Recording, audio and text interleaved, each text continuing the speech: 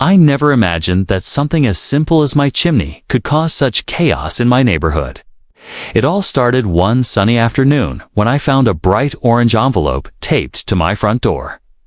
The bold black letters at the top read, "Notice. A violation." My stomach dropped. I tore it open and scanned the page. According to the HOA, my chimney was in violation of community aesthetic guidelines because it was excessively tall and out of uniformity with the neighborhood's architectural standards. I almost laughed. My chimney had been there since the day I bought the house. Heck, it had been there since long before I bought the place. The house was built in the late 1970s, nearly 20 years before the HOA even existed. My chimney wasn't some shiny new addition I slapped onto the roof, was part of the original design. Still, the letter demanded I remedy the violation within 30 days or face fines of $200 per day. At first, I thought it had to be a mistake. Surely they didn't mean my chimney. I walked outside, looked up at it, and shook my head. There it stood, sturdy brick, a little weathered but in perfect working order.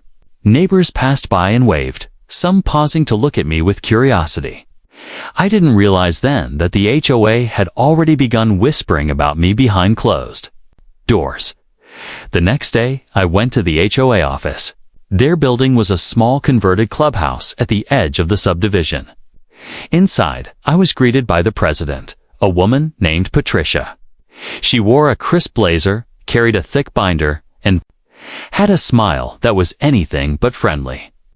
"We've had multiple complaints about your chimney," she said matter-of-factly. "It stands out. It doesn't fit the neighborhood's look." I reminded her that the house had been there decades before the HOA was formed, that the chimney was part of its original construction. Patricia didn't flinch. "That may be," she said, "but you live here now, and you are under HOA jurisdiction. Rules are rules." Something about her tone lit a fire in me. I wasn't about to tear down or alter part of my house, especially something functional and original, because the HOA suddenly decided it was too tall. I left the office, but I knew right then this was only the beginning of a battle. The first fine notice arrived 2 weeks later, $200. The next week, another one.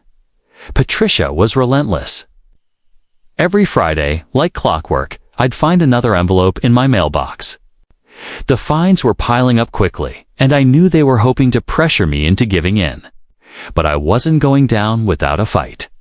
One evening, while digging through old boxes in my attic, I stumbled upon a folder the previous owner had left behind. Inside were documents, blueprints of the house, the original building permits, and even photographs of the construction process. And there it was, clear as day, my chimney, tall and proud, right where it stood today. These papers were dated years before the HOA was formed. My heart raced. This was my smoking gun.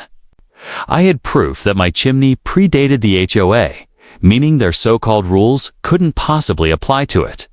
I carefully organized everything, placed it in a binder of my own, and prepared for what I knew would be a showdown. But little did I know Patricia wasn't going to back down easily. And the HOA had more tricks up their sleeve than I ever imagined. This wasn't just about a chimney anymore. It was about control. And if they thought I was going to roll over, they had another thing coming. The following week, things escalated. Early Monday morning, I woke to the sound of someone walking around in my yard. I pulled back the curtain and saw 2 men in safety vests staring up at my chimney, clipboards in hand. I rushed outside in my robe, demanding to know what they were doing. One of them muttered something about being sent by the HOA to conduct measurements. Measurements of my own house, without my permission. I told them to get off my property immediately, and after a few grumbles, they left. But the damage was done. Neighbors had seen. A few even whispered over their fences, watching me like I was some kind of outlaw. Patricia was clearly trying to turn the neighborhood against me. Later that evening, I received an email from the HOA board. Due to known compliance, your violation has been escalated. We are considering legal action. That was the final straw. I wasn't going to let Patricia bully me with threats and trespassers. The next day, I made a trip to City Hall. I explained the situation to a clerk who, after hearing me out, directed me to the Planning and Zoning Department. There, an older gentleman named Frank listened patiently as I laid everything out. Fines, the complaints, the harassment. When I showed him the blueprints and permits proving the chimney was part of the original construction, his eyes lit up. "You've got them beat," he said, tapping the papers. HOA rules can't override city building permits. If this chimney was approved and built before their existence, their jurisdiction doesn't apply. It was like music to my ears. Frank even offered to provide me with certified copies of the original permits and a formal letter stating that my chimney was legally constructed and grandfathered into compliance. I thanked him a dozen times before heading home, feeling like I finally had some ground to stand on. But Patricia wasn't done. That very evening, during the HOA's monthly meeting, she made a public spectacle out of me. I didn't usually attend, but word spread quickly around the neighborhood, and I showed up to hear it for myself. Patricia stood at the front of the room, binder in hand, declaring, "One homeowner continues to defy our standards. His chimney is a blight on our community, and he refuses to comply. We must take further action." The room buzzed with whispers. Some neighbors nodded in agreement. Others looked uncomfortable. That was my cue. I stood up, binder in hand, and walked to the front. Patricia's eyes narrowed like she'd just seen her plan unravel. I laid the documents on the table for everyone to see. "This chimney was built in 1979, I said, my voice steady. "This HOA was formed in 1998. You cannot fine me for something that existed before you ever wrote your rules. Here's the original permit, the blueprints, and even a certified letter from the city." The room went silent. Patricia fumbled for words, flipping through her binder like maybe she'd find a loophole to rescue her. But nothing came. A few neighbors even clapped, while others leaned in to get a closer look at the documents. For the first time, Patricia looked rattled, but I knew better than to think she'd give up so easily. If anything, she was the type to dig in deeper, and I was right. Because just a few days later, I got another letter in the mail this time, accusing me of something even more ridiculous. Patricia had officially declared war, and if she wanted a war, she was going to get one. The letter arrived on a Thursday, tucked neatly into an HOA envelope with Patricia's perfect handwriting on the front. Inside, I found a new accusation that nearly made me laugh out loud. "Your chimney poses a safety hazard to the community." A safety hazard. My chimney wasn't leaning, it wasn't cracked, and it certainly wasn't belching out smoke like some old factory. Patricia was getting desperate, and everyone knew it. But she was clever. This wasn't about the truth. It was about wearing me down until I either gave up or paid up. I wasn't about to do either. Instead of firing back immediately, I decided to take a strategic approach. I started by talking to some of my neighbors one-on-one. Not everyone supported Patricia as blindly as she thought. Some admitted they were tired of her constant nitpicking, the endless rules about what color curtains you could have facing the street, or how long a car could be parked in the driveway. More than a few whispered, "Honestly, I think she's overstepping." That gave me an idea. So I invited a handful of neighbors over for coffee and pastries one Saturday morning. We sat in my backyard, and I laid everything out: Patricia's harassment, the bogus fines, the trespassers she sent, and now this absurd safety hazard claim. When I showed them the official city letter declaring my chimney fully legal, Some of their jaws actually dropped. "You're kidding me?" one neighbor said. "She's been telling everyone your chimney was dangerous." Exactly what I expected. Patricia had been spinning her own version of the story, hoping to isolate me. But now the truth was spreading, and people were starting to question her authority. That afternoon, I drafted a formal response to her letter. In it, I included copies of the city documents, photographs of the chimney from multiple angles, and even a statement from a local contractor who inspected it and found zero safety issues. I ended it with one line: "Any further attempts to fine me for this matter will be considered harassment and met with legal action." I sent it certified mail straight to the HOA office. The following week, Patricia showed her true colors. She stormed down the street one evening, clipboard clutched tight, and stood right in front of my house, glaring up at the chimney. Neighbors peeked through blinds and cracked open doors, watching as she scribbled furiously in her notebook. Then, she marched off without saying a word. 2 days later, I got another notice this time, not just a fine, but a cease and desist demand claiming I had defamed the HOA by spreading misinformation. That was the twist I'd been waiting for. Patricia was trying to turn this into a personal battle of wills, and she had just overplayed her hand. Instead of panicking, I calmly collected every piece of correspondence she'd ever sent me. I documented each fine, every baseless claim, and even tracked down the city inspector, who agreed to testify if things went to court. The more I organized, the clearer it became. Patricia wasn't just wrong, she was abusing her power. The next HOA meeting rolled around, and this time I didn't just bring documents. I brought my lawyer.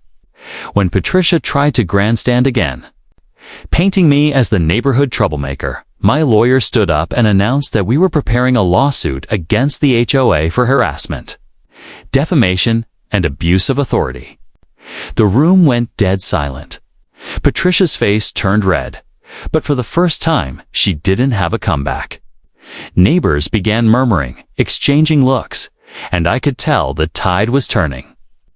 Patricia wasn't untouchable anymore. What, Patricia didn't realize was that I wasn't just defending myself anymore, was building a case that could unravel her entire grip on the neighborhood. And soon enough, I'd have the perfect chance to expose her. The night after that HOA meeting, my phone started buzzing with texts from neighbors. Some were congratulating me for finally standing up to Patricia. Others were cautiously curious about the lawsuit. It was clear people were watching, waiting, to see if I'd follow through. Patricia, on the other hand, went too quiet. And that silence told me she was plotting her next move. Sure enough, it didn't take long. A week later, I woke up to the sound of hammering outside. When I stepped onto my porch, I couldn't believe my eyes. Patricia had hired contractors to put up scaffolding near my chimney. She hadn't even notified me, just barged right in like she owned the place. I stormed outside and demanded to know what was going on. One of the workers shrugged, clearly uncomfortable. We were told by the HOA president that this structure was unauthorized and needed to be assessed for demolition. Demolition. They were actually trying to tear down my chimney. I called the police on the spot, waving the city's official approval letter like a flag. When the officers arrived, Patricia was already there, smug as ever, arms crossed like she had the law in her back pocket, but this time the police weren't buying her act. After reviewing my documents, one officer turned to her and said flatly, "Ma'am, this structure is legally permitted. If you try to alter or destroy it without the homeowner's consent, you'll be liable for trespassing and damages." The look on Patricia's face was priceless. For once, her words failed her. She sputtered something about protecting the neighborhood, but the officers weren't having it. They ordered her contractors to pack up and leave immediately. But here's where it got even more interesting. One of the contractors quietly slipped me a copy of the work order Patricia had given them. It wasn't on HOA letterhead, it was a personal agreement, signed only by her.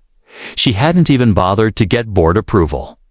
Patricia was acting entirely on her own authority, and I now had the evidence to prove it. At the next HOA meeting, I didn't just show up with my lawyer. I showed up with that document.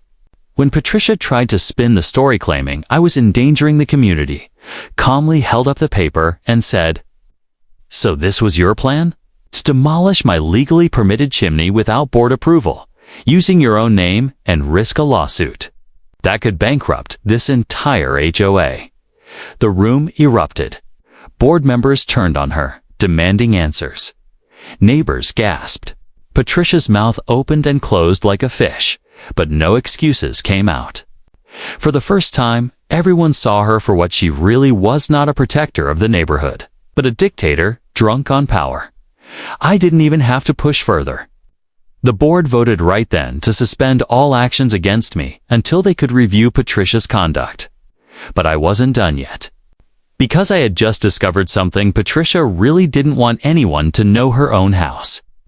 The one she'd been so proud of had been built with multiple modifications before the HOA even existed. And some of those changes, they didn't meet the very rule she was trying to enforce on everyone else. The perfect hypocrisy.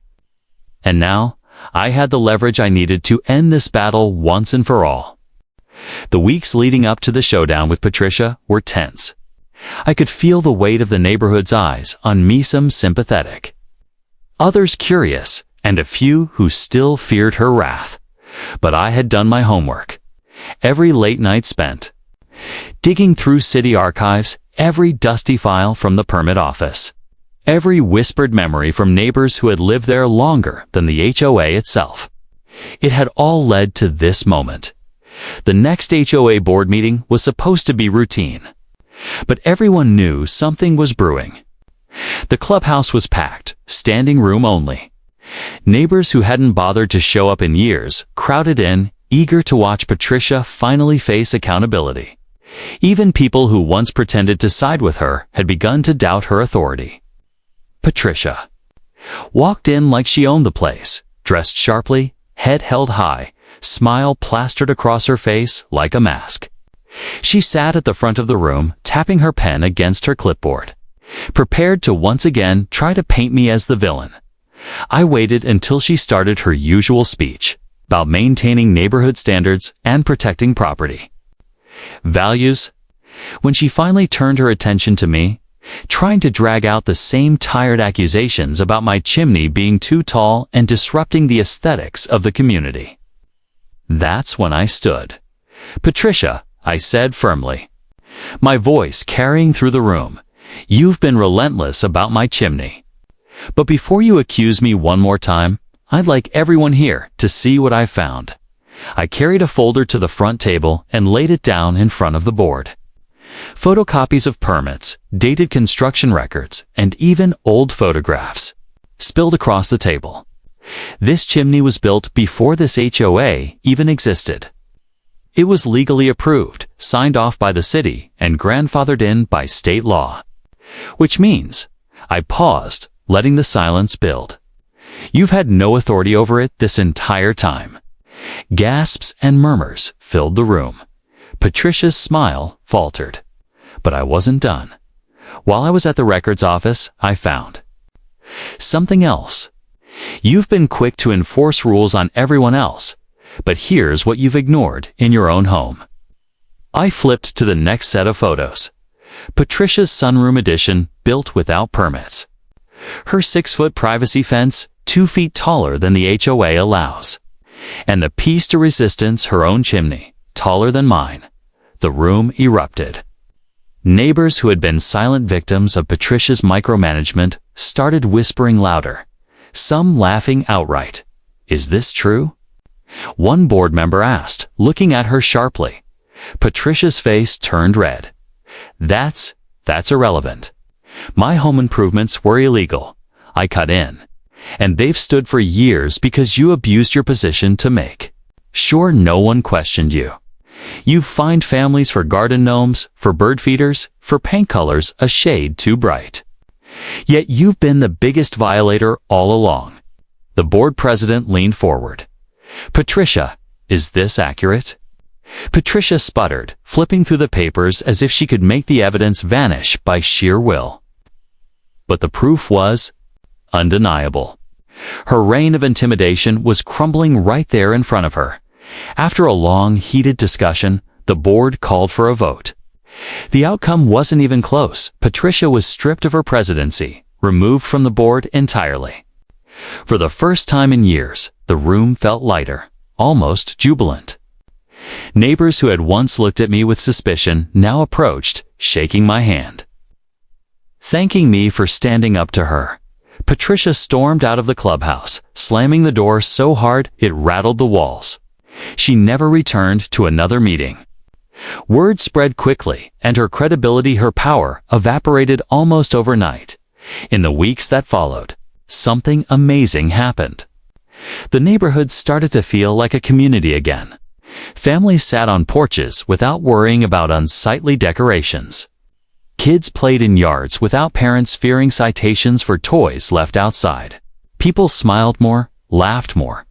As for me, every time I sat on my porch and looked at that tall, proud chimney, I couldn't help but grin. What started as Patricia's obsession to tear me down had become the very thing that brought her downfall. The chimney still stood unchallenged, stronger than ever. But more than that, it became a symbol for the whole neighborhood, a reminder that one person's abuse of power can't stand forever if people are willing to shine a light on the truth, and that light, it burned brighter than any chimney fire. So, here's what I learned. When you're dealing with people who thrive on control, they'll push as far as you let them. Patricia thought she was untouchable, but the moment the truth came out, she lost everything she had built on intimidation and hypocrisy. My chimney wasn't just too tall in her eyes, stood tall against her abuse of power. And if you've ever felt small standing up to someone like that, remember this. Sometimes all it takes is one person refusing to bend for the whole house of cards to collapse.